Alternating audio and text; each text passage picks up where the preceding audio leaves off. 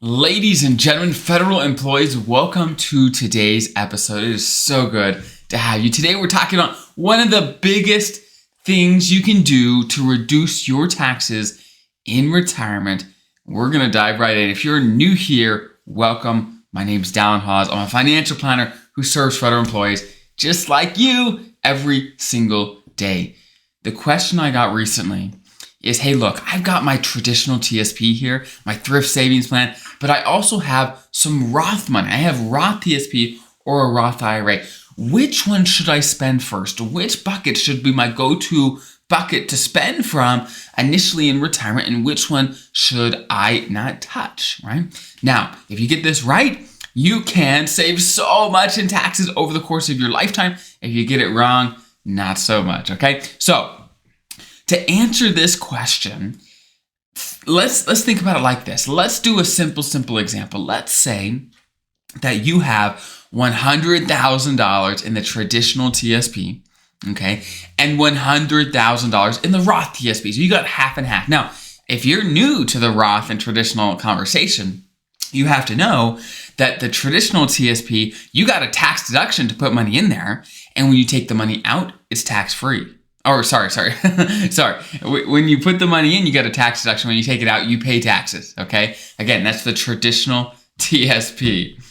When the money goes in, you get the tax deduction. When the money comes out, that is when you pay the taxes.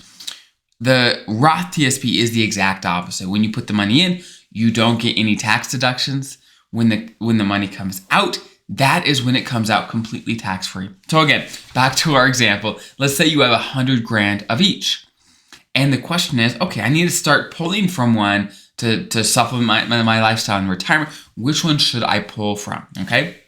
Let's do a simple example to see how this would work. Let's say you had to pick which account to start drawing from and which account to let grow over time, okay? Longer over time. Well, if we could pick one of these accounts to grow, let's say double to 200,000, and one account to stay about the same because maybe it's growing some, but you're taking some from it, right? Well, when the Roth TSP grows, all that growth is tax-free, okay? That's tax-free growth. Let's say your $100,000 of Roth TSP, now it grows to 200,000.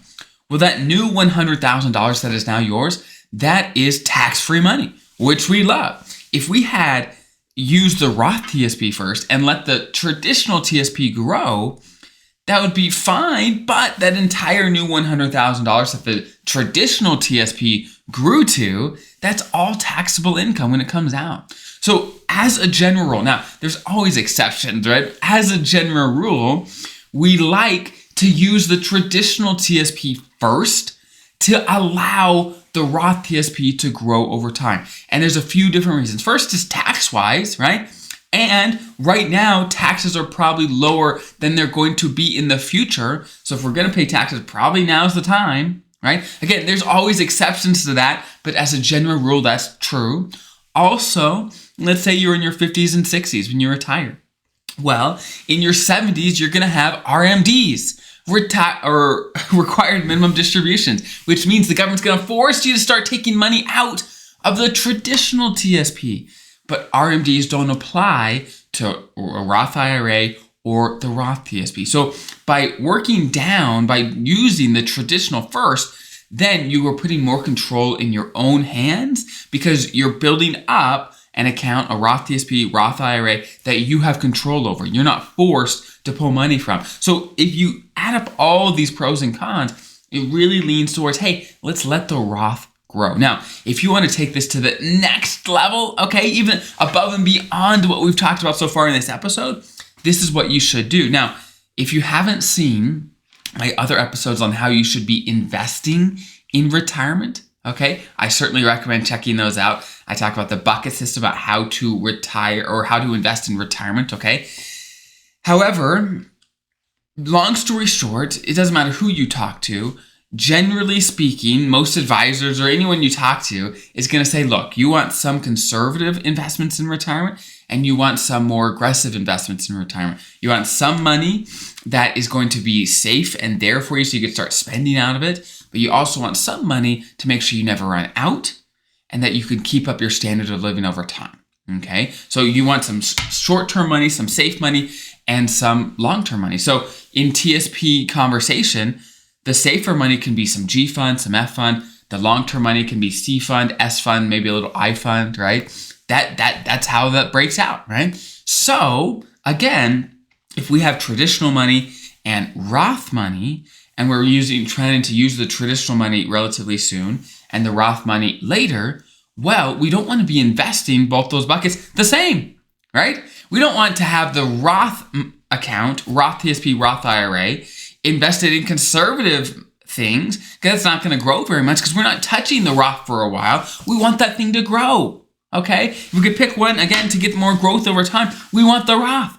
So we don't want to be investing it the same as the as the traditional side. We don't want that to happen, right? So, as you know, within the TSP, you are forced to invest both of them the same. You can't invest the traditional TSP differently than the Roth TSP. So what many people do is they move their Roth TSP out. Or you can move both out in retirement to IRAs, but you could certainly just move the Roth out to a Roth IRA and invest that in the way that you want. So again, as a summary, because we're not planning to use the Roth until later, right, longer term, and the traditional we're planning to use relatively soon, we want the traditional to be generally more conservative and the Roth to be more aggressive. So again, we don't want to be investing them the same. Okay, in the TSP, they force you to invest them the same, which we don't always want. Now, if you're investing them the same, it's not the end of the world. But again, if you want to take things to the next level and get the most out of your money, that's another thing to think about. So I know today is probably new information for a lot of you. So if it didn't quite click, rewatch this until it starts clicking. Eventually, it'll start clicking. Just keep watching episodes here, and you'll eventually absorb these things, and it'll become second nature for you. So I hope that is helpful. If you have any questions, there's tons of links and helpful resources in the description below for you guys as federal employees, and you guys have a great rest of your day.